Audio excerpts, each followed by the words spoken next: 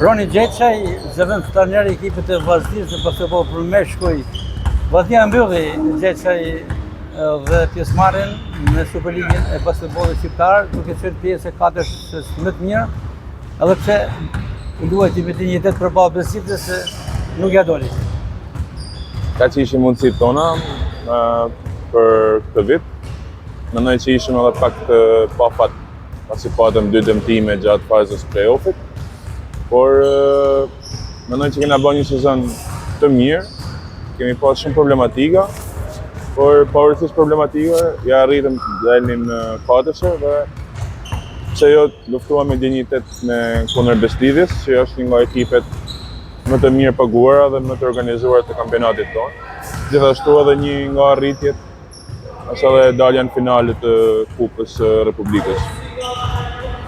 Në fakt, duke pas parasysh potencën e Beslidhjes, Vllaznia kishte një farë optimizmi për ndeshjen e tretë dhe një farë mënyrë ja arriti mjaft mirë në periudhën e parë, por edhe të dytën që kryesuat edhe deri me 12 pika apo më shumë diferencë. Çfarë ndodhi në pjesën e dytë që nuk arriti ta mbajnë?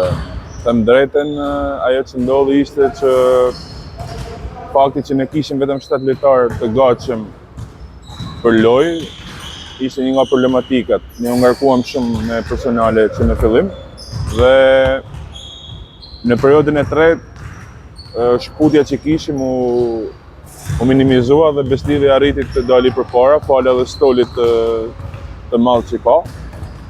Por në gjithsesi u desh të merrnim masa ndoshta neshën që kishim shkollë, desh të luanim më mirë edhe të rivalizonin. Për sa i përket pjesëve anësore të ndeshjeve, nuk duam ta komentojmë, pasi gjatë gjithë sezonit kemi pas problematika të tilla, jo vetëm ne, po edhe shumë ekipe tjera, kështu që do ja lejmë fajin vetes këtë herë. Roni, jo thako më herët, finalisti i Kupës së Shqipërisë, në 4 gjysmëfinale të play-offit, dhe e vetmja skuadër që kemi shkaktuar humje Beslidhjes potente, se është absolute e basketbollit shqiptar, duhet marrë në konsiderat, kam mendimin se është një përshëndim pozitiv. Patjetër që duhet marrë në konsiderat, në fakt na doshim mi shkaktu edhe një humje tjetër në play-off, por nuk ja arritëm dot.